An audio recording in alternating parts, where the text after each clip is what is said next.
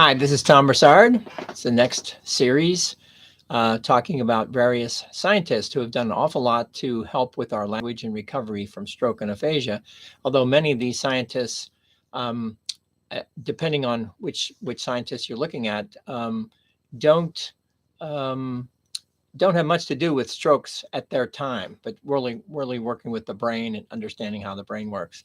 But in this case, it's Joseph Wepman coming after Schulz, who was 2 weeks ago.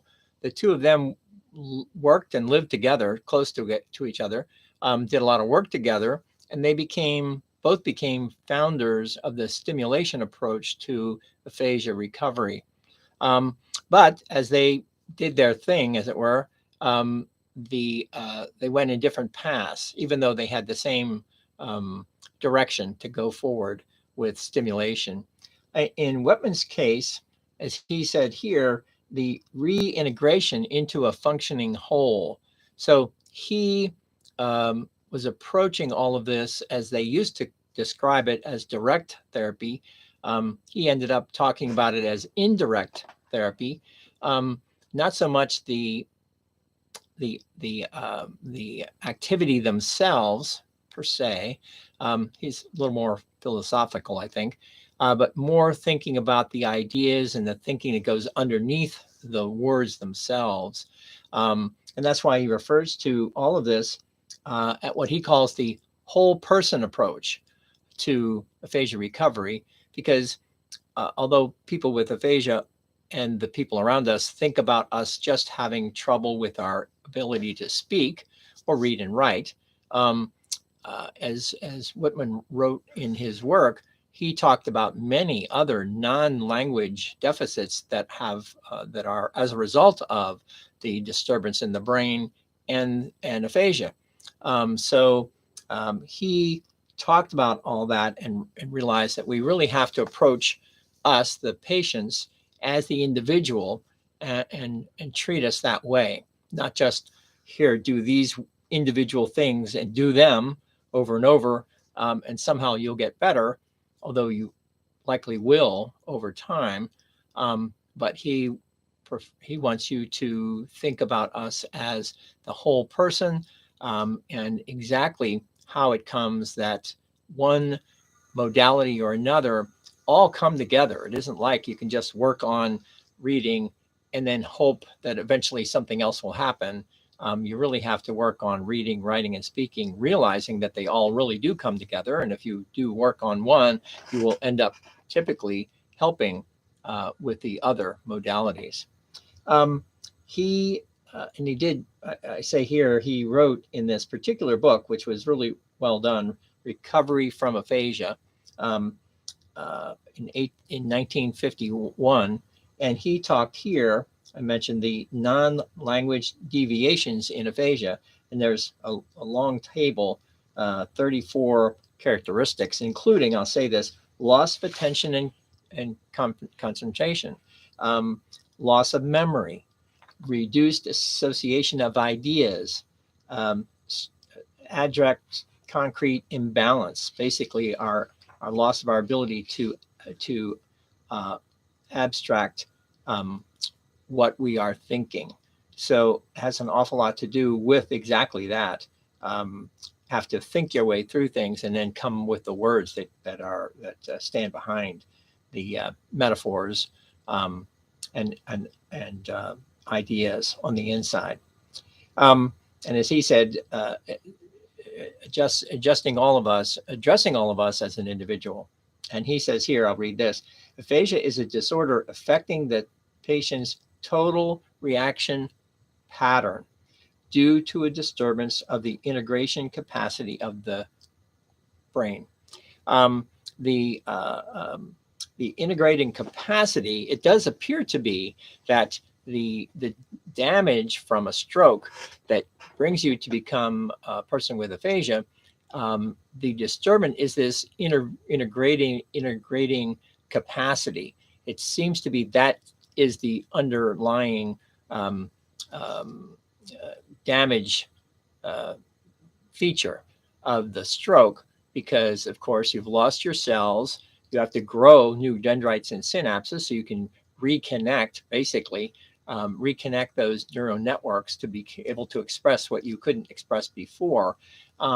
And it's this integrating capacity, which is really the issue. So again, all the stimulation that we do to get better, all of it has to do with helping heal the integrating capacity of these cells that are otherwise, when they used to be very fast before the stroke, you're now relatively slow. And when you're slow that way, it makes it much more difficult to keep up with the world around you. So that's that speed component of it. He actually wrote an article called "Aphasia Recovery: A New Look" when he talked about the change from indirect to direct therapy.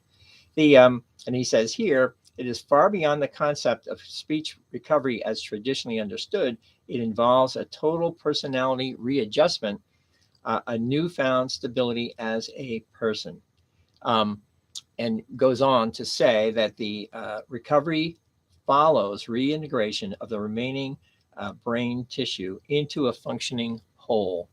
So again, not just the language component of it, but more than that, all of the other non-language components that are also damaged in one way or another as a result of the underlying feature, which is the integrating capacity.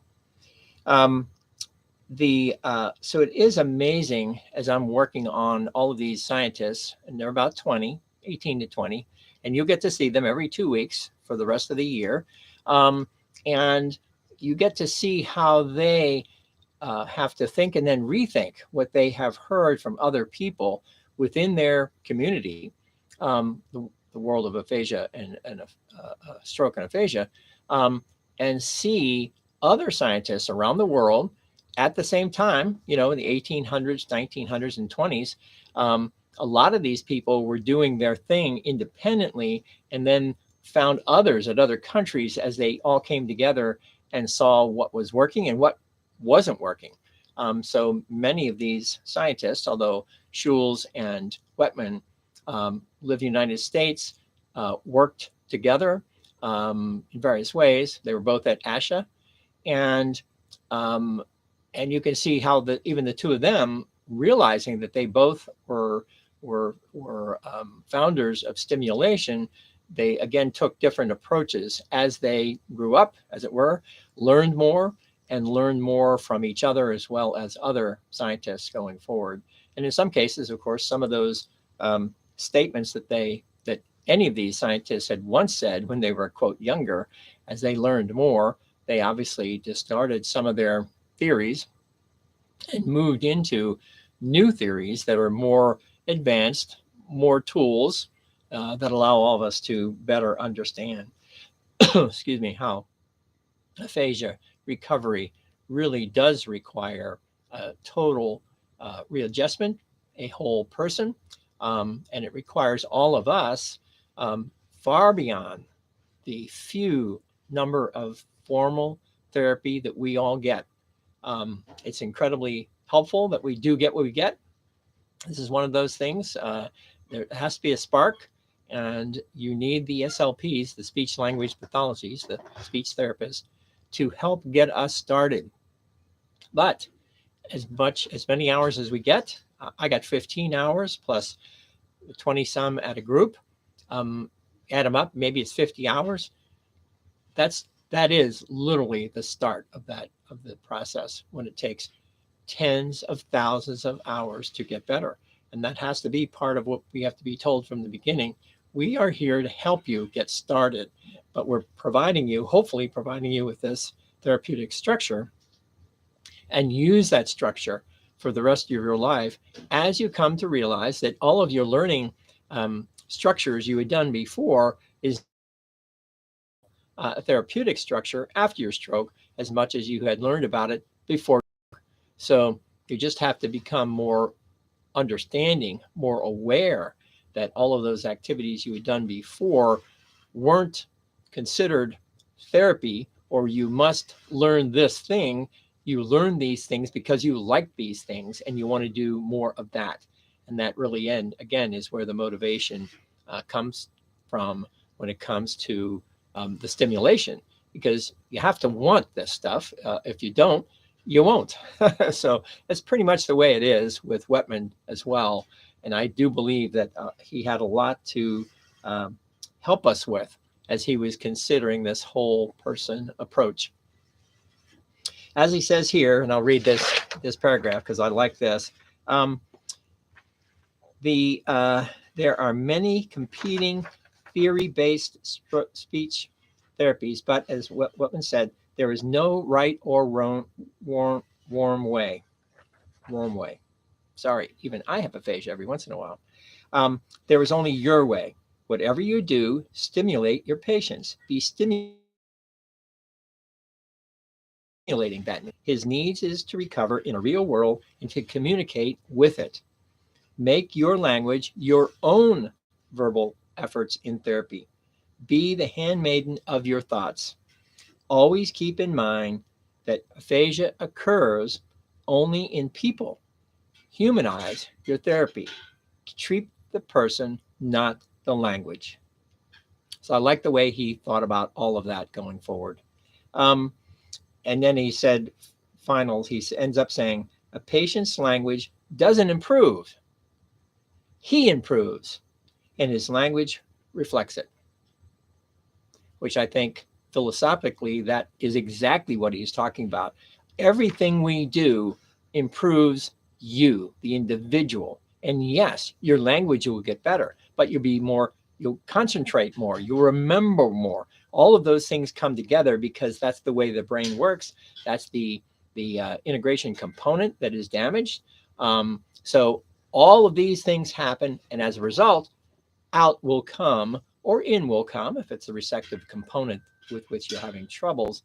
But all of these things will allow you to, as he said, we improve. And as a result, everything will come as a result of that. And that's what he was thinking when he was thinking about the whole approach and the reflecting the ideas that we have, and then work on that as we learn how to express what it was we were thinking. Nice to see everybody. Nice to see you again. 2 more weeks, you'll see the next article. Although I think the next article is coming out talking about the survey. But again, we'll continue with these articles as fast as we can to get through them through the year. And you get to see even snippets of how we all come to understand who we are with stroke and aphasia, and how we are getting better based on all of the contributions that all these scientists have done going forward. Thanks again. Nice to see everybody. Talk to you soon. Bye-bye.